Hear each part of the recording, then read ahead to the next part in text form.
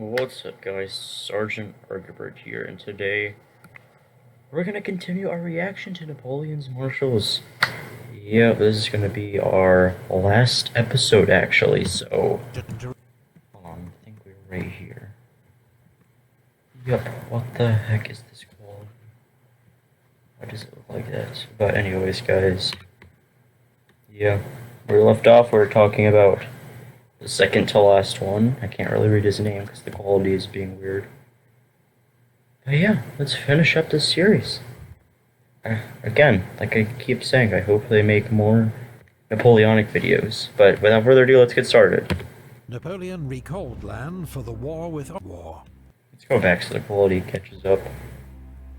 Napoleon left shaken by the savagery of the fighting, writing to Napoleon, "Sire, this is a horrifying There, that's better. war." Oh yeah,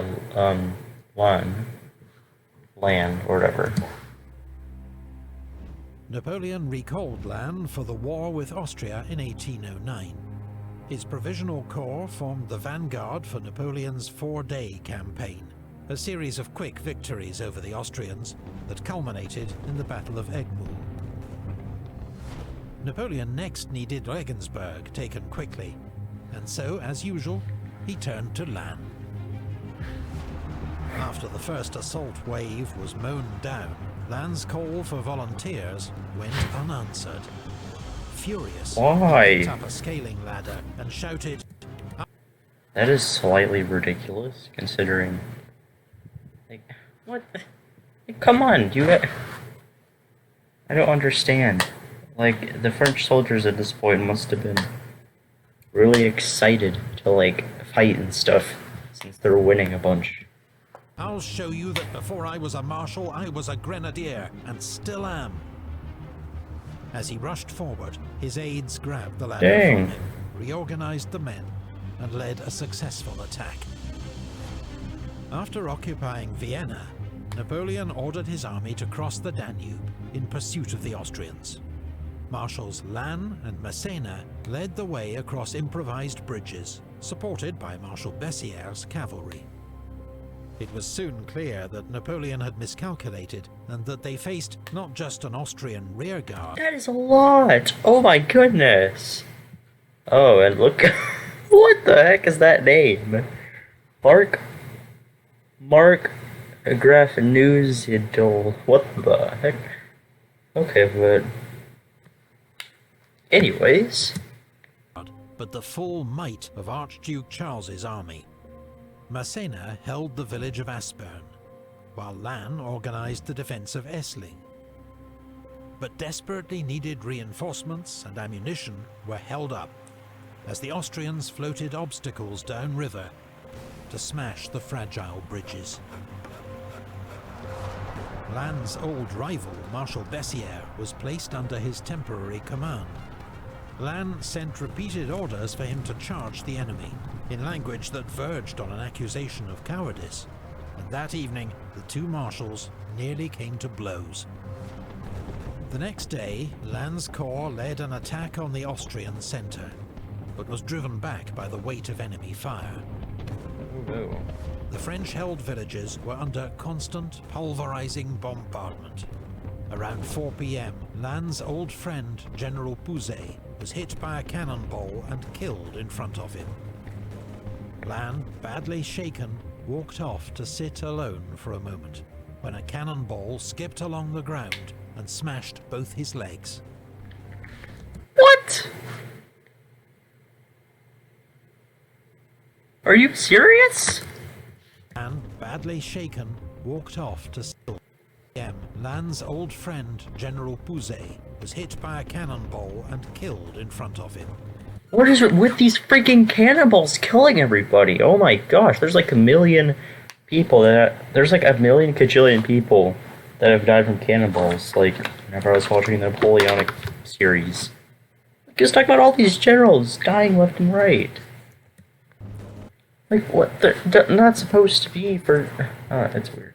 Lannes, badly shaken, walked off to sit alone for a He was only 40 years old. When a cannonball skipped along the ground and smashed both his legs. Lannes was carried to the rear and placed in the care of the Grande Armée's most famous surgeon, Baron Larrey. Larrey quickly decided that he must amputate one leg. The operation went well, but the wound became infected, and Lannes died 9 days later. Napoleon, who had visited Lannes every day, wept at news of his death. What a loss for France, and for me. Then he wrote to Lannes' wife, "The Marshal has died this morning of the wounds he received on the field of honor. My pain equals yours. I lost the most distinguished general in my army and a companion in arms for 16 years, whom I considered my best friend." Marshal Lannes' death was a great blow to Napoleon and the army. He had proved himself an outstanding commander, as brave as Ney, with the military mind of Soult, the marshal who led Napoleon's vanguard in 4 of his greatest campaigns. His remarkable soldiering skills would be sorely missed by the Emperor in the... Oh, I wonder, like, how great the last general must be then. Like, seriously, this guy, Lannes, yeah, I don't know. Like, not... I don't know what I'm saying anymore. It's like late at night. But like, he's not even like a, like a soldier on the front lines, but he's one of the marshals. He's supposed to like be planning stuff. But he is like braver than the generals who fight in the front lines like every day and like see all this action. That is crazy. And at the same time, he's like extremely intelligent and knows what he's doing. Challenging years that lay ahead. 1. Marshal Davout. Marshal Davout. Oh, I forgot the T's are always silent. Whatever, that was close. Davout was one of the purest glories of France, Napoleon. Louis-Nicolas Davout was born into a noble family from Burgundy, with a tradition of military... Dang, they're spending like the most time on him by far, like almost 20 minutes. This guy must be good. Military service that went back to the Crusades. Like this... At 15, he was sent... Focusing on this one general is like longer than some of the episodes, I think. I don't know for sure. To a military school in Paris, just missing a young Napoleon Bonaparte, who'd graduated a few weeks before. In 1788, Davout was commissioned into the Royal Champagne Cavalry Regiment. But within a year, his vocal support for the French Revolution had got him into deep trouble. He was forced to resign his commission and spend 6 weeks in prison.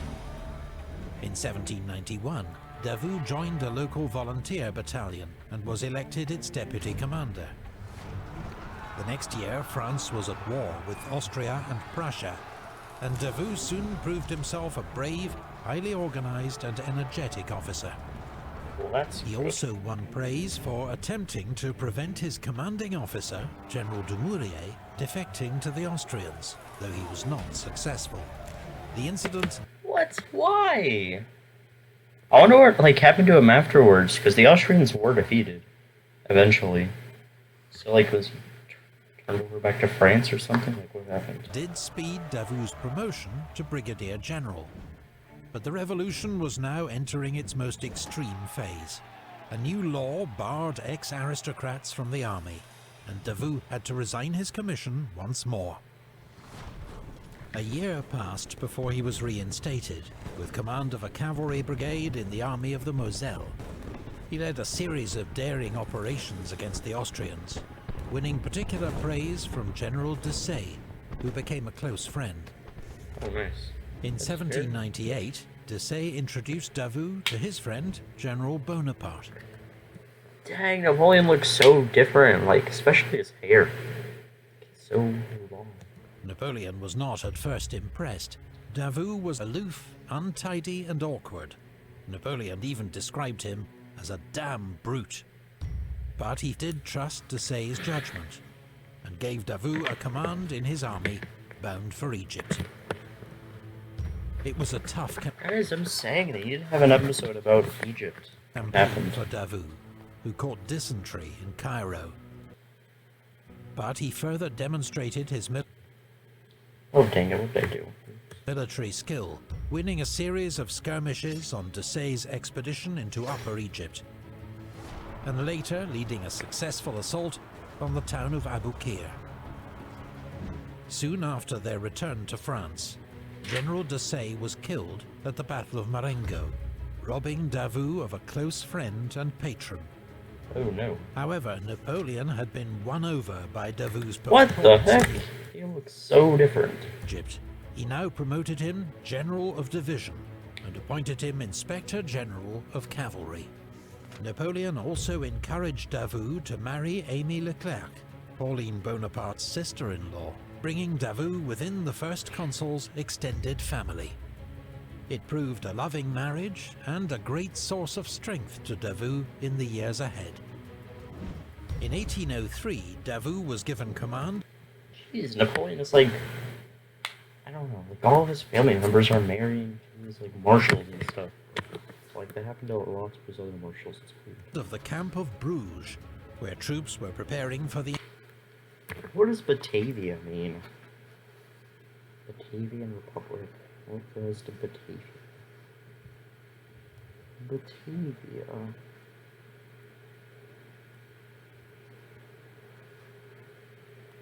Definition.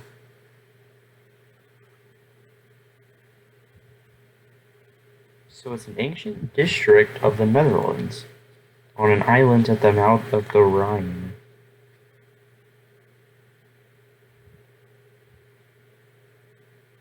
Oh, also, it's a region that was inhabited by the Batavian people during the Roman Empire. That's now part of the Netherlands. Oh, that's interesting. So it was named after like the old Roman name, I guess. invasion of England. Here he established his reputation as an exceptional administrator and hard taskmaster, enforcing discipline and regular training, while paying attention to his soldiers' welfare and sacking officers who didn't meet his high standards. In 1804, Napoleon proclaimed a new French empire.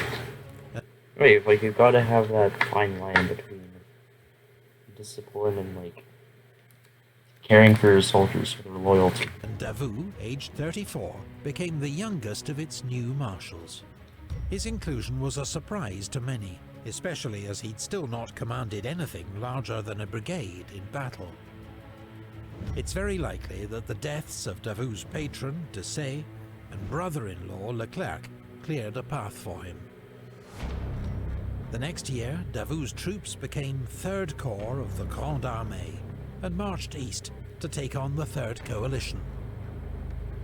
On the eve of the Battle of Austerlitz, Davout force-marched his corps 70 miles in 2 days. Arriving at How much? Davout force-marched his corps 70 miles in 2 days.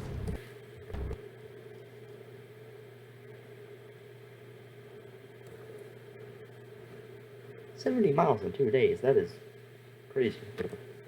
Arriving at dawn on Napoleon's right flank.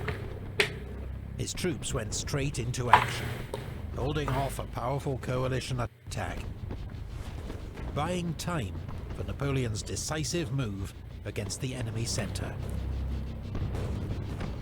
It was a remarkable performance by 3rd Corps, soon eclipsed by an even greater feat of arms the next year.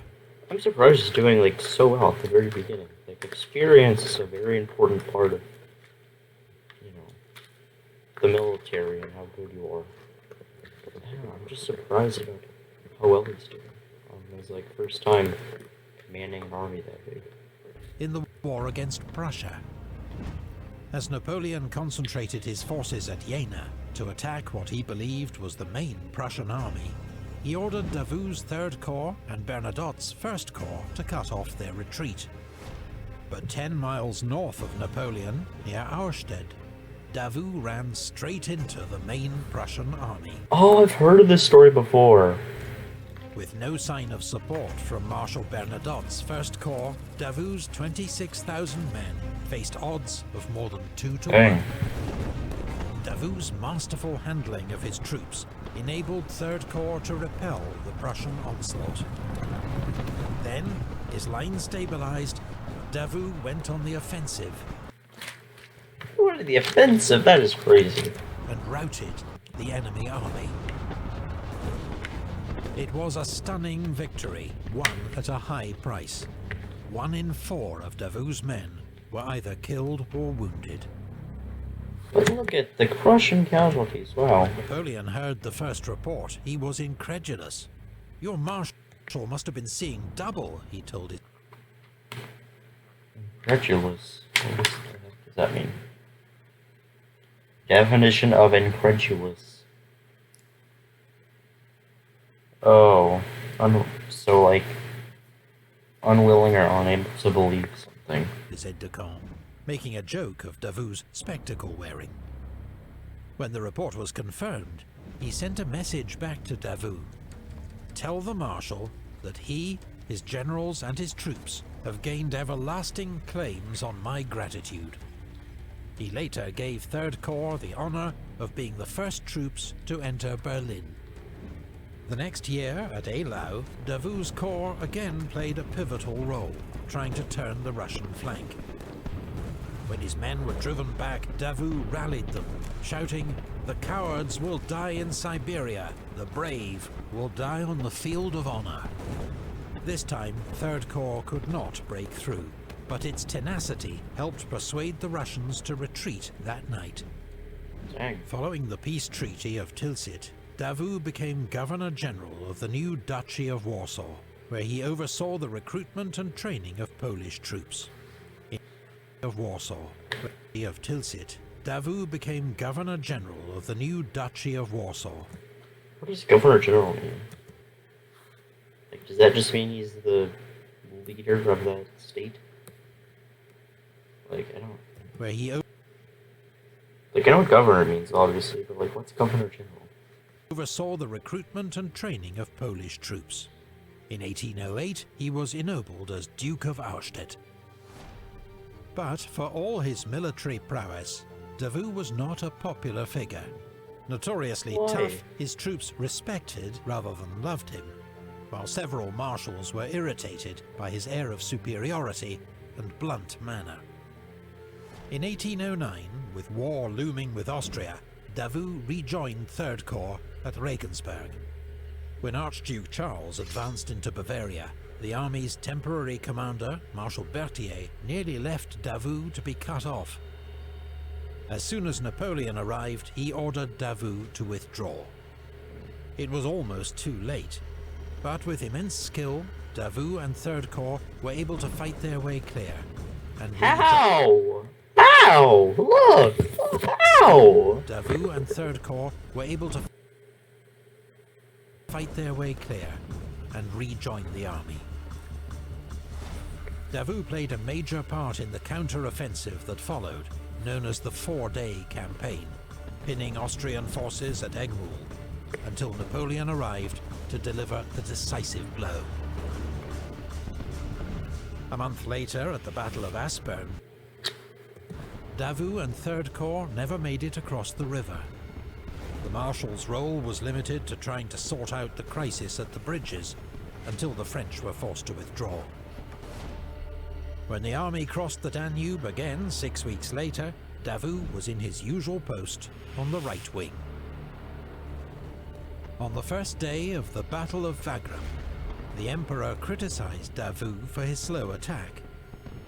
But the Iron Marshal, as he was now known, was saving his men for what he knew lay ahead. And what is that? The next day, Davout's troops fought off a major Austrian dawn assault, then launched their own attack, gradually driving in the enemy left flank, helping to make Austrian retreat inevitable. Davout and his corps had emerged from another major campaign as Oh my god, this guy is crazy. heroes. Oh, it's that voice again! Mark the right there. The grateful Napoleon bestowed on him a new title, Prince of Egmont. For a few years there was peace in Where's Egmont? Central Europe. Davout spent most of it in Hamburg, in his new role as Governor-General of the Hanseatic cities, cracking down on corruption and illegal trade with Britain. In 1812, Napoleon entrusted him with the enormous task of organizing the Grande Armée for the invasion of Russia. That's gotta be Davout's first corps alone was 72,000 strong, as big as Napoleon's entire army at Austerlitz. When it crossed the Niemen River in June, its troops were so well turned out that one observer compared them to the Imperial Guard itself. Davout's giant corps was the spear tip of Napoleon's invasion. He mauled Bagration's Second Army at Saltanovka, but could not prevent its escape. 3 weeks later, his troops were in the thick of the fighting at Smolensk. But Davout's lack of allies among the other marshals began to show. Many were keen to see him taken down a peg or two, including Napoleon's chief of staff, Marshal Berthier, and perhaps even the Emperor himself. When Davout got into a row with Marshal Murat, whom he regarded as incompetent, Napoleon decided in Murat's favour, giving him one of Davout's divisions. On the eve of the Battle of Borodino, the Emperor dismissed Davout's request to outflank the Russian defences. "You are always for turning the enemy," he told him. "It is too dangerous a movement." In the bloody battle that followed, Davout's corps led the frontal attack on the Flèche earthworks. The Marshal himself was injured when his dying horse rolled over him, but remained on the field directing the attack, which was ultimately successful. Well, that's good. 6 weeks later, the Grande Armée began its infamous retreat from Moscow. The remains of Davout's corps was ordered to form the rear guard, but he was criticized for moving too slowly. Near Vyazma, a gap opened up, and Russian General Miloradovich pounced. First Corps was routed, and saved only by the quick intervention of Marshal Ney, Eugène, and Poniatowski. Ney's corps took over as rearguard, but when he became cut off at Krasny, Davout was widely blamed for not turning back to rescue him, even though it would have been suicidal. Oh my gosh. The moment highlighted the gulf in charisma It's like they wanted a reason to, like, criticize him. between a marshal like Ney, who was loved by the troops, and Davout, who was not. Davout began the 1813 campaign holding Dresden, but when Hamburg was raided by Russian Cossacks, Napoleon sent him north to organize the city's defense. Exactly why Napoleon kept his best marshal in Hamburg while a decisive campaign raged in Saxony continues to puzzle historians. Davout was a stern and effective governor of Hamburg, securing the lower Elbe River and Napoleon's strategic northern flank. He organized a new 13th Corps, and following Napoleon's defeat at Leipzig, withstood a 6-month siege. Wow. Davout only surrendered Hamburg in May 1814, after confirmation arrived of Napoleon's abdication. Wait, what? He survived that? Siege. Davout only surrendered Hamburg in May 1814, after confirmation arrived of Napoleon's abdication. Dang, this guy is crazy. Yeah, he was able to freaking, survive against all those troops who were probably outnumbered him by a lot. Dang, he died young. That sucks. But what difference the Iron Marshal might have made at Bautzen, Dennewitz, Leipzig or Long remains a tantalizing what if. Davout was not welcomed into the restored Bourbon regime like other marshals. Why? His loyalty to Napoleon was despised by the ultra-royalists. Oh my gosh, like not even... Like a bunch of people in Napoleon's army don't like him. And then the new Bourbon dynasty of France doesn't even like him. That sucks. Instead, he was forced into retirement and put under police surveillance. When Napoleon returned to France in 1815, Davout and Lefebvre were the only marshals waiting to greet him at the Tuileries Palace. But once again, Napoleon gave Davout a role which, in hindsight, seems a disastrous waste of his ability.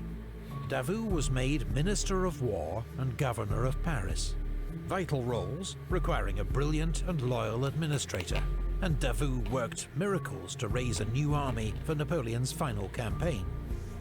But if Davout, not Grouchy, had commanded the Emperor's right wing in 1815, who knows what might have been. Following the Emperor's defeat at Waterloo... Yeah, but like, let's face it, even if they did win Waterloo, there's no way France would have, like, survived against all those troops. Davout organized the defense of Paris and urged Napoleon to fight on.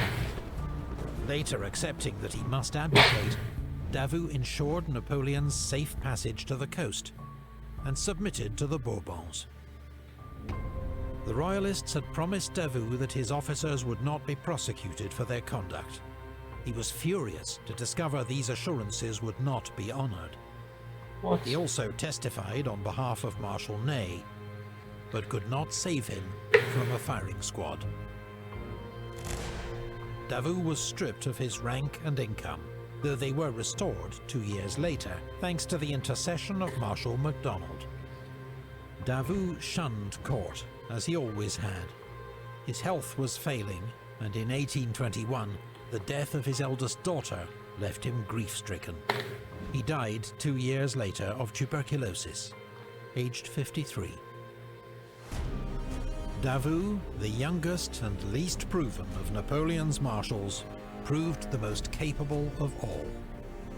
Cool under fire and a brilliant tactician, he was the ideal corps commander in battle.